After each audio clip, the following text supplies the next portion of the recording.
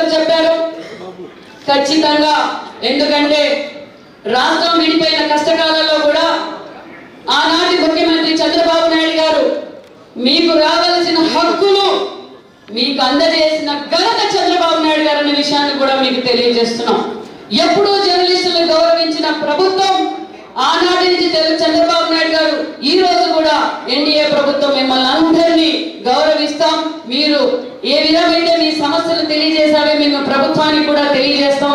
ముఖ్యమంత్రి గారు కావచ్చు, నారా లోకేష్ గారు కావచ్చు, డిప్యూటీ సీఎం పవన్ కళ్యాణ్ గారు కూడా కావచ్చు, అందరూ మిమ్మల్ని గౌరవిస్తాం. మేము మా కుటుంబ సభ్యులతోనే మేము భావిస్తామన్న విషయాన్ని కూడా మేము తెలియజేస్తున్నాం.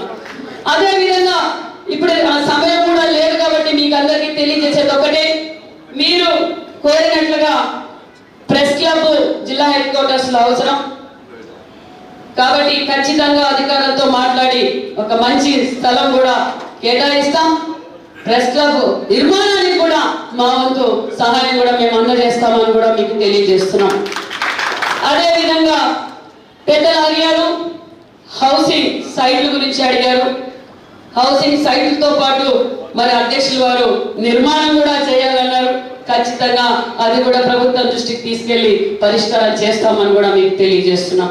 గతంలో ఇచ్చింది కూడా తెలుగుదేశం ప్రభుత్వంలోనే, మరి ఈ ప్రభుత్వంలో ఇంత మాత్రం సమావేశం కావడానికి గత 5 ఏళ్లలో ఇలాంటి సమావేశం కూడా జరిగిందా అంటే జరగలేదు. ఎందుకంటే ప్రశ్నిస్తే అడిగితే కేసులు తప్ప ఏమీ చేయలేదు వైసీపీ ప్రభుత్వం అని మీరు అందరికీ తెలుసు. అదే విధంగా మరియు మీరు అడిగింది వెల్ఫేర్ ఫండ్ అన్నారు. ఖచ్చితంగా అది చాలా అవసరం.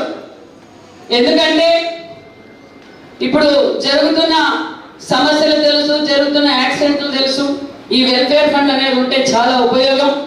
మరి నా వంతుగా కూడా 1,116 రూపాయలు వెల్ఫేర్ ఫండ్ కూడా ప్రకటిస్తున్నాం. అదేవిధంగా మొన్నటి రోజు TV5 ఒక యువకుడు హార్ట్ అటాక్ తో చనిపోయినాడు, రాజశేఖర్. ఆ రోజు కూడా నేను లేను. ఆ కుటుంబానికి కూడా 1,00,000 రూపాయలు కూడా నేను ఆ కుటుంబ సహాయార్థం కూడా అందజేస్తానని కూడా మీకు తెలియజేస్తున్నా. అదే విధంగా మీరు ఇన్సూరెన్స్ అన్నారు. ఇన్సూరెన్స్ గురించి అన్న సత్యకుమార్ గారు కూడా ఎక్స్ప్లెయిన్ చేస్తారు.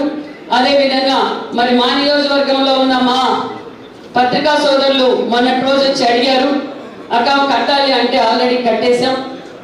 అది అంతేకాకుండా మరి కేసుల విషయం అడిగారు. కేసులు రాష్ట్ర వ్యాప్తంగా ఏం అభివృద్ధి జరిగింది 5 సంవత్సరాల్లో అంటే పోలీస్ స్టేషన్లో భారతదేశంలో ఎక్కడా లేని కేసులు, అక్రమ కేసులు పెట్టింది ఈ వైసీపీ ప్రభుత్వం. ఖచ్చితంగా మా కేసులు, మీ కేసులు, ప్రజల కేసులు, కార్యకర్తల కేసులు అన్ని ఒక్కొక్కటిగా పరిష్కారం చేస్తామని కూడా మీకు తెలియజేస్తున్నాం అనే విషయాన్ని కూడా మీకు తెలియజేస్తున్నాం. ఇంకా ఇప్పుడు మీరు ఇప్పటి వరకు మీరు బాగా సహకరించారు. ఈ రోజు నేను ఈ స్థాయిలో ఉన్నానన్నా దానికి మీరు కూడా కారణం అనే విషయాన్ని కూడా తెలియజేస్తున్నాం. ఎందుకంటే ఎన్నోసార్లు ప్రతిపక్షంలో మేము పోరాడుతున్నప్పుడు అక్క ఇట్లా కాదు ఇట్లా అని సూచనలు కూడా ఇచ్చారు. అధికారంలోకి వచ్చాక అక్క నువ్వు first time MLA, first time మంత్రి అయ్యో, ఇలా కాదు ఇలా పోవాలని కూడా నా కుటుంబ సభ్యులు ఎలా సలహా ఇస్తారో అలా మీరు కూడా నాకు సలహా ఇచ్చారు. చాలా సంతోషం. ఎన్డీఏ ప్రభుత్వం ఎప్పుడు మీకు సహకరిస్తూనే ఉంటుందన్న విషయాన్ని కూడా మీకు తెలియజేస్తున్నాం. అంతేకాకుండా మరి ఇంకా ఎలాగో మనం సంపూర్ణమైన మెజార్టీ తెచ్చాం.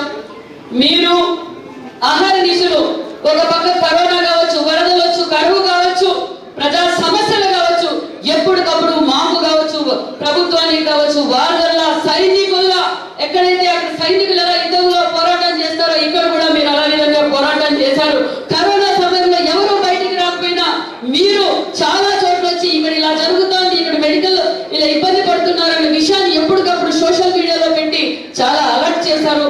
అలా మీరు ఎప్పుడు నిరంతరం ప్రజల కోసం కష్టపడ్డాం, మేము అలాగే కష్టపడుతున్నాం. కాబట్టి మన ఇద్దరం ఒకటవుతే ఇంకా గ్రౌండ్ స్థాయిలో ఉన్న సమస్యలు కూడా పరిష్కారం చేయవచ్చు అనే విషయాన్ని కూడా మీకు తెలియజేస్తూ ఎన్డీఏ ప్రభుత్వం ఎప్పుడు మీకు అండగా ఉంటుందని కూడా తెలియజేస్తూ మరి నాకు ఈ అవకాశం ఇచ్చిన మిత్రులందరికీ మరొకసారి ధన్యవాదాలు కూడా తెలియజేస్తూ